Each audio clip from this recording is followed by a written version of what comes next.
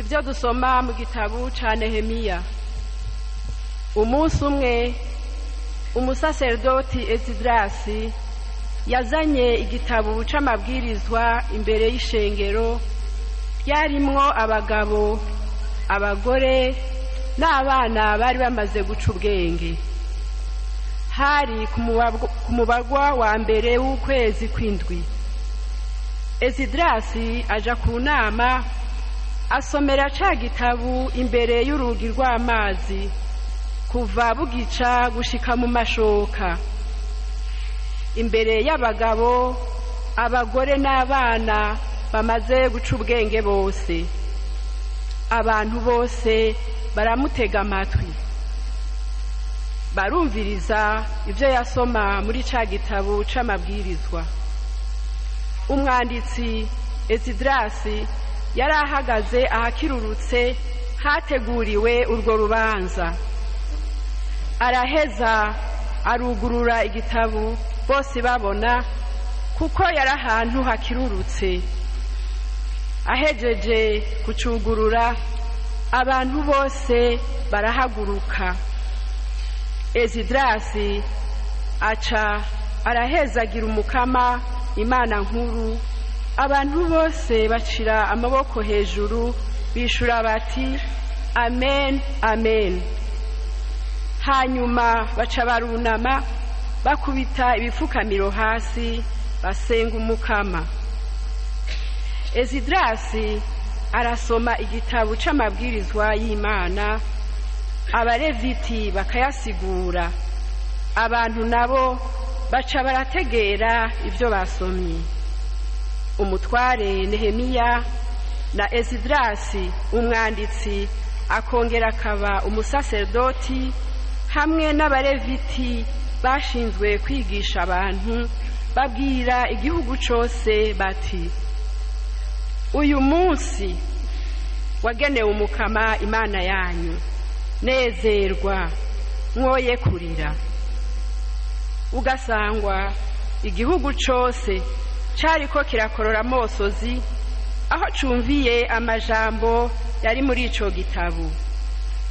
Esidrasi yongera kubabwira ati, genda murye inyama zinuze, munywe n'inzoga zisosa, mwibuke n'abatavyiteguriye, kuko uyu munsi wagenewe umukama wacu, kuko akanyamuneza k'umukama ariko nk'inzo yanyu. Iri ni ijambo ry'Imana. Ibyo dusoma mw'ibaruwa rya mbere umutumwa Pawulo yandikiye abakorenti. Inshuti zanje, nk'uko umubiri ari umwe ukagira ingingo nyinshi, nazo izo ngingo zose zikagira umubiri umwe, naho ari nyinshi, niko Kristo ameze nawe. None natwe muri mutima umwe niho twabatirijwe twese ngo tube umubiri umwe, baba Abayahudi canke Abagireki, abashumba canke abidegemvya. Bisubiye, twese twagabanye mutima umwe, kuko umubiri utagirwa n'ingingo imwe, ariko ugirwa n'ingingo nyinshi. Naho ikirenge covuga kiti, ko ntari kiganza, sindi ku mubiri, sico cotuma kitaba ku mubiri. Ugutwi nako naho kovuga kuti, ko ntari ijisho, sindi ku mubiri, nticotuma kutaba ku mubiri. Iyo umubiri wose uba wari ijisho, ugutwi kobaye hehe? Iyo byose biba vyari ugutwi, izuru ryo ryobaye hehe? Eka noneho Imana yashinze ingingo imwe imwe mu mubiri nk'uko yabishatse. Iyo zose ziba zamara kimwe, mu mubiri wobaye hehe? Noneho ingingo ni nyinshi, ariko umubiri ukaba umwe. Ijisho ntiryoshobora kubarira ikiganza ngo ntacumariye, canke umutwe ntiwoshobora kubarira ibirenge ngo ntacumariye.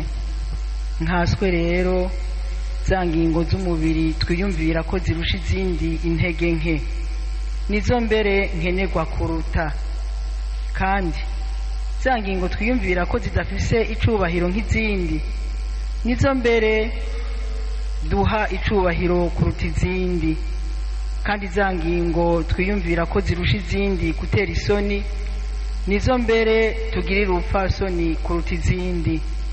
Nazo ingingo z'imfasoni ntaco zikeneye, ariko Imana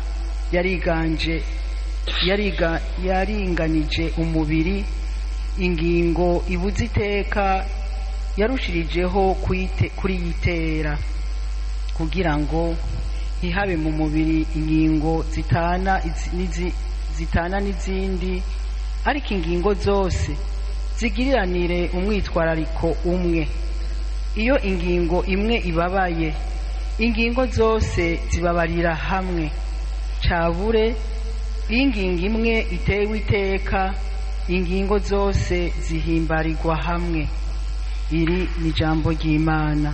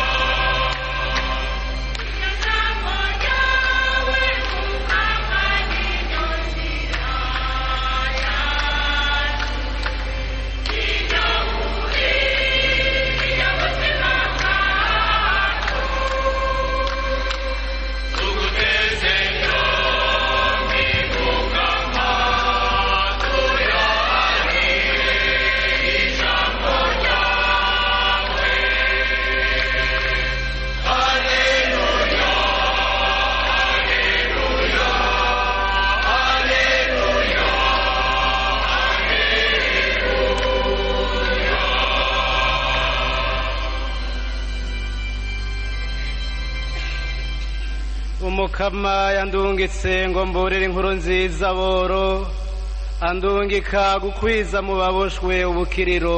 Aleluya.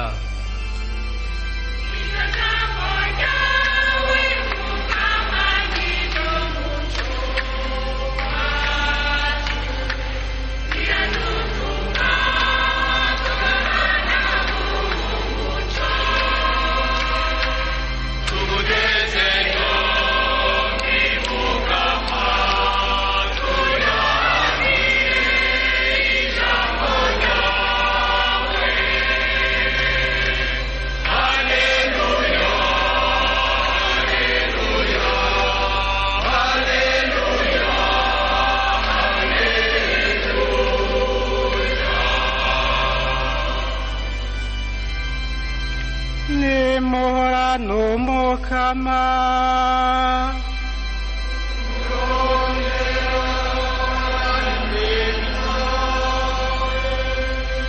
inkuru nziza ya Yesu Kristo nk'uko twayishikirijwe na Luka mweranda.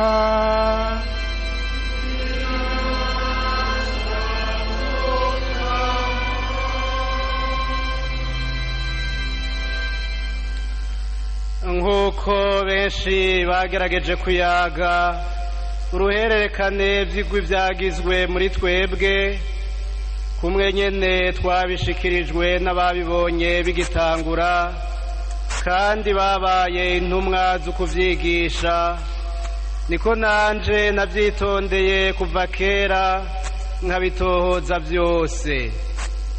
None nsanze vyiza ari ukubikwandikira idonido Teofile ntore nkunda, ngo umenye ukuri kw'inyigisho waronse. aho rero Yezu asubiriye mu bugarire afise ububasha bwa mutima yaciye amenyekana muri iyo ntara yose, kandi yarigishije mu masinagoga yose aninahazwa na bose.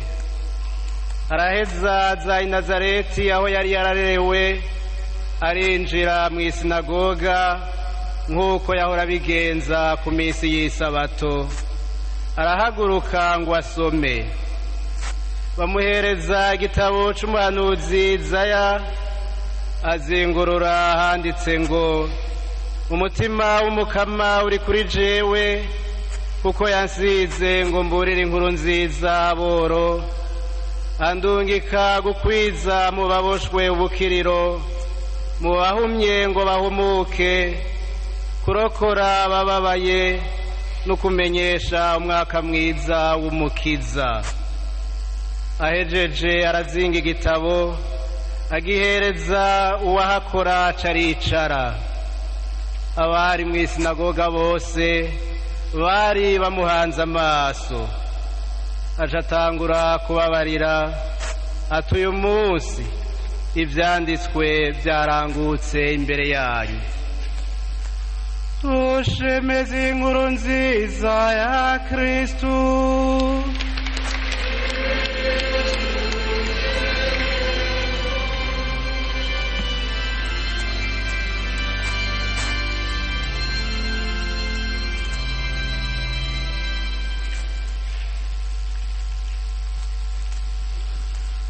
Uyu munsi ivyanditswe vyarangutse imbere yanyu.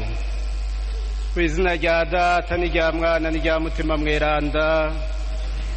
Bakristu bene wacu, igihugu ceranda c'Imana, iri jambo ry'Imana twumvise riratumurikira, rikatwereka ububasha bw'ijambo ry'Imana. Ijambo bwaryo risanzwe rifise ububasha, cane cane iyo ribaye iry'Imana hoho biba bikomeye, riba rigeze ku rundi rugero. Murazi yuko inkomoko y'abantu bose, inkomoko y'ivyaremwe, ryabaye ijambo Imana ivuze, kuko yaravuga hanyuma ico ivuze kikaba. Ijambo rero rirafise ububasha. Uno munsi muri ibi bisomwa vyeranda baratwereka uruhara ntangere rw'ijambo ry'Imana mu buzima bw'abantu. Turumvise iki gitabo ca Nehemiya, igihe uyu Nehemiya yatanga ubutumwa hari mu myaka y'amajana 4 imbere y'uko Yezu Kristu avuka. Cari rero igihe Abanyisirayeli bari batashe iwabo bavuye mu buja i Babiloni, Imana yabakijije ubuja, ariko bari bamumazemwo imyaka myinshi, imyaka yarenga 50. Iki gihe rero Nehemiya yigisha, cari igihe kitoroshe, ku buryo igihugu c'Imana cashobora kwihebura. Ubwa mbere Isirayeli yari yatwagwa ico gihe n'abanyamahanga, kandi muzi yuko Imana yari yayigabiye uruvyaro rwa Isirayeli, yari yayigabiye abakomoka kuri Iburahimu. Aho rero bari bamaze imyaka 50 itwagwa n'abanyamahanga. Ubwa kabiri ingoro Yerusalemu ariho hari umugwa mukuru, hari haheze iyo myaka nyine yarasambutse. Byumvikana yuko batari bakigira aho baherereza amasabamana yabo, batari bakigira aho basengera. Ibyo rero byarababaza cane cane abantu bari bazi amasabamana ateye igomwe yabera i Yerusalemu ikiriho, ku buryo mbere n'abayihweza bagira bati umuntu yapfuye atabonye ubwiza bwa Yerusalemu ngo abone ico gisengero, yapfuye atacabonye. Ibyo byose byari byarazimanganye. Hanyuma ubwa gatatu ibihugu byari byegeranye na Isirayeli basanze byo byarateye imbere ku rugero rurenze mu mpande zose, kandi bari bafise inguvu nyinshi kandi bakanazerekana cane cane ko bari bamye ari abansi b'ico gihugu ca Isirayeli. Abanyisirayeli rero bagarutse bibaza ibibazo vyinshi, bati mbega none vya bihe vyiza abahanuzi babura biri hehe? Hari n'abashika kure bagira bati mbega Imana yacu iri hehe? Yaratubohoye mugabo iri hehe? Kumengo iguma mu gacerere. Benshi rero bigatuma bihebura.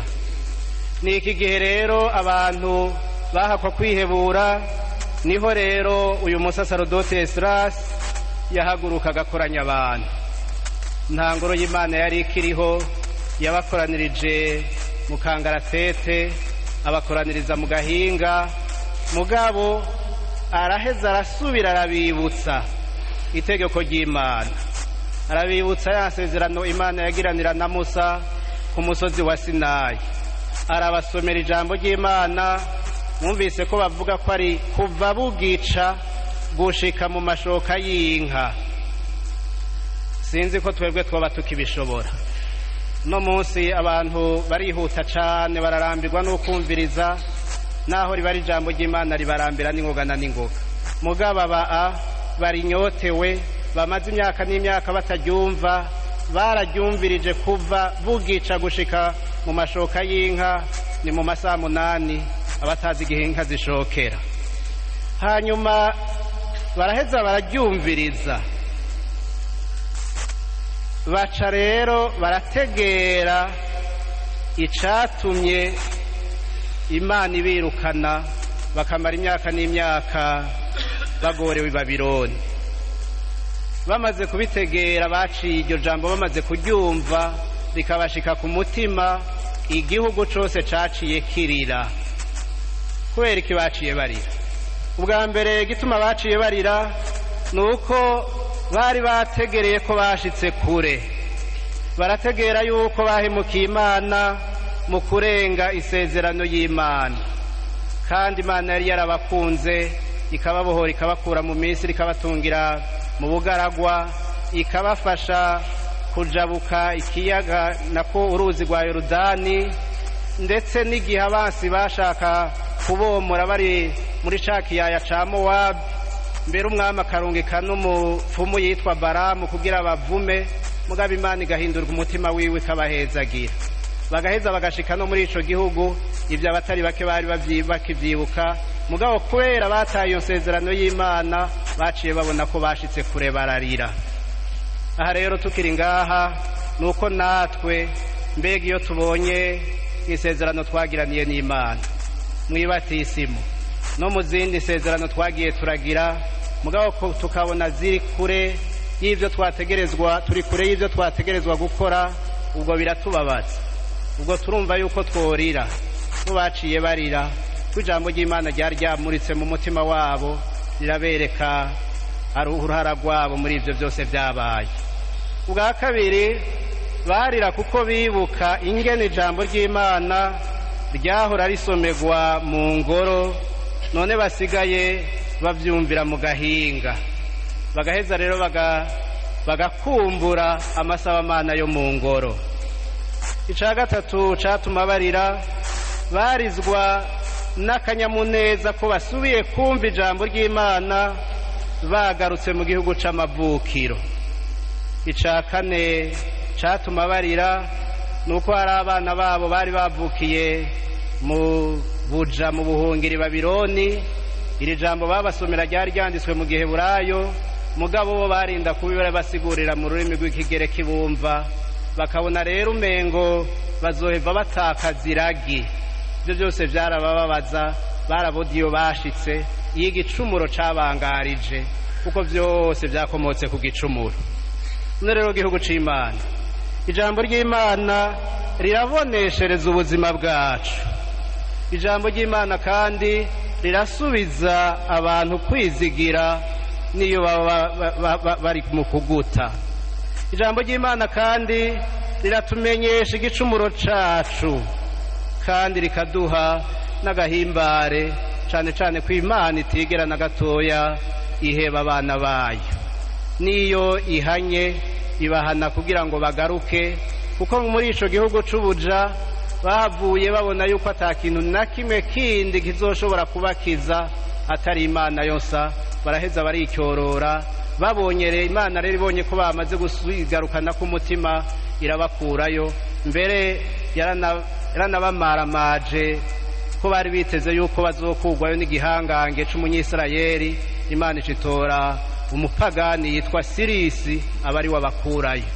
Ibyo byose kugira ngo babone yuko ata kintu na kimwe bokwishimira atari Imana. None rero ijambo ry'Imana ni Imana yonyene iheze kiyegereza abantu kugira ngo ibereke inzira y'ubuzima.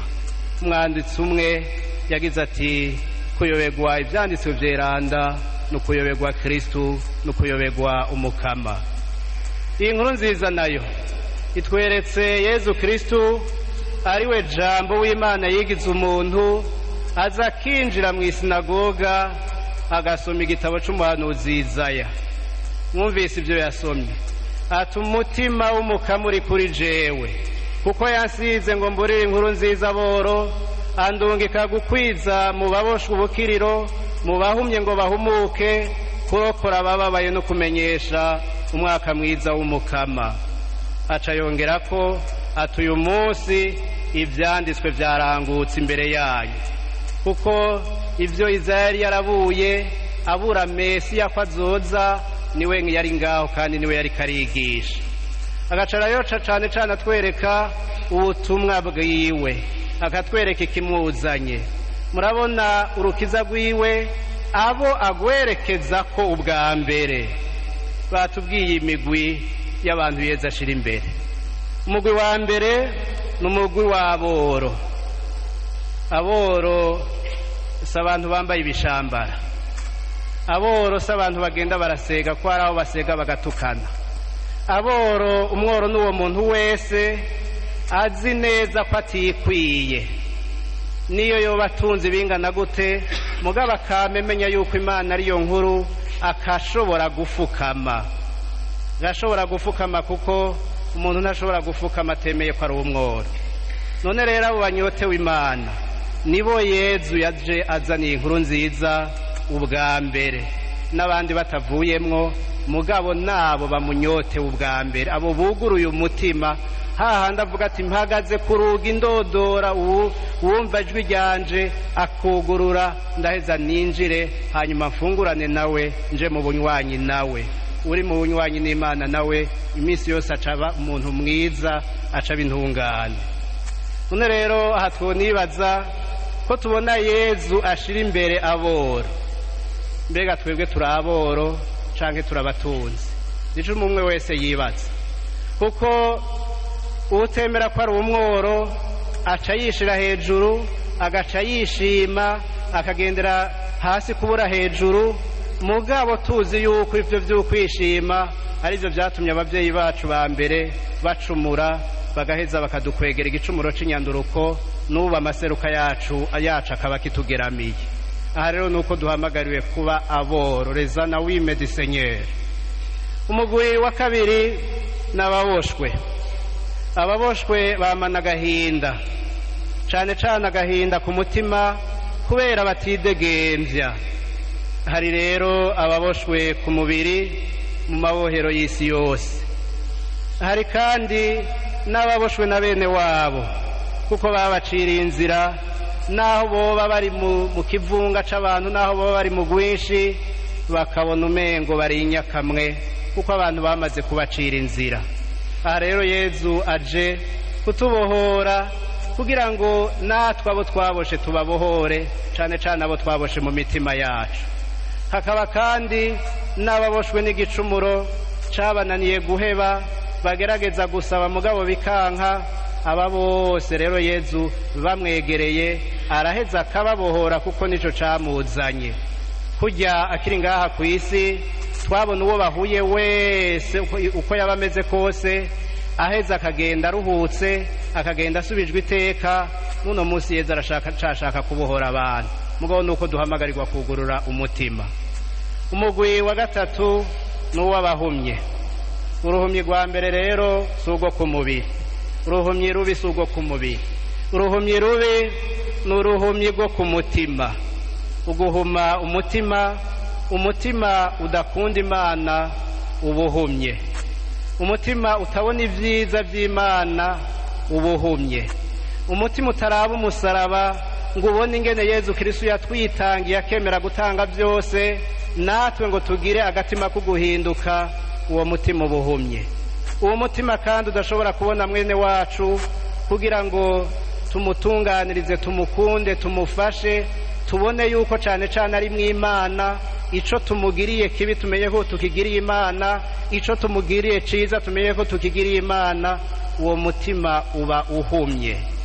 Uruhumyi rero iminsi yose gwama rukwega amananiza, uruhumyi gwama rukwega amagogo. Uruhu uri mu impumyi ku mutima nta ciza ashobora gukora. Ikibi naco murazi ko hatahandi kijana umuntu atari mu muriro. Nta muntu rero abona yo kwita mu muriro, ariko impumyi irakorokerayo. None rero twese umwe wese mu ruhumyi rwiwe rw'umutima duhamagariwe kwegera Yezu, niwe ashobora kudukiza urwo ruhumyi. Agira ati naje kugira ngo abahumye babone. Kubona rero ni ukugira umutima w'urukundo, kubona ni ukugendera ubutungane, kubona no kuba umugororotsi. Ubwa kane, abandi Yezu ashira imbere n'abababaye n'abakandamizwa. Yezu yaje kubohora abantu, gucungura abantu. Igicumuro nico gikandamiza umuntu bwa mbere, hajya n'ukandamiza abandi aba ari we yatanguye gukandamizwa n'igicumuro. None rero agakandamizo kose gaciye kubiri n'umugambi w'Imana. Yezu yaje kutumenyesha umwaka mwiza w'umukama. Umwaka mwiza w'umukama ni umwaka wo gutsindwa kw'ikibi, ni umwaka w'iciza. Cyo gituma Yezu yaje agatanguza ubwami bw'Imana kugira ngo tubwinjiremwo, dutangure kubwubaka tukiri ngaha ku isi, hanyuma rero buzorangukire mu ijuru. Kugira rero tubushobore kubwubaka nuko dutegerezwa kumva yuko turi mu bumwe, twumva yuko turi mu muryango, umuryango wa Ekleziya yawugereranije n'umubiri w'umuntu. Kurya ingingo z'umubiri imwe imwe yose ifasha kugira umubiri utunganirwe, niko natwe umwe wese ategerezwa kugira ico akoze kugira ngo umuryango wacu wa Ekleziya ari wo mubiri wa Kristo ushobore gutera imbere. Ariko kandi bigaca bidufasha no mu migenderanire dufitaniye hagati yacu. Murabona iyo umuntu ababara kwino n'umutwe urababara. None rero natwe mu buzima bwacu ntihagire uwubaba abandi batwenga, ntihagire uwugo abandi bari mu munsi mukuru. Niko kubaka umuryango, niko cane cane kumva yuko tugize umubiri umwe wubakiye kuri Yezu Kristo, yaje atakindi aje gukora atari ukutwitangira, akatari ukutubohora. None rero igisabisho cacu no munsi nuko natwe twoheza tukumva yuko tugize umuryango twese uko twakabaye, ntihagire uwukengera uwundi, ntihagire uwikengera, ntihagire uwibaza ko atacamaze, kuko umuntu wese Imana yaremye ari mw'Imana. Niryo teka dufise umunsi twokwama twibuka ko umuntu ari mw'Imana, tukibuka ko uwundi ari mwene wacu, tukibuka ko uwundi Yezu Kristo yamwitangiye ku musaraba, uwundi afise agaciro kangana n'amaraso n'umubiri bya Yezu Kristo, tukibuka ko uwundi ari uwundi jewe. Twoheza rero tugahindura ingendo. Niho rero twosaba mutima mweranda kugira ngo atumurikire iri jambo ry'Imana turitegere kandi tugerageze kurikurikiza aho tubaye mu buzima bwacu. Ku izina rya Data n'irya Mwana n'irya Mutima mweranda.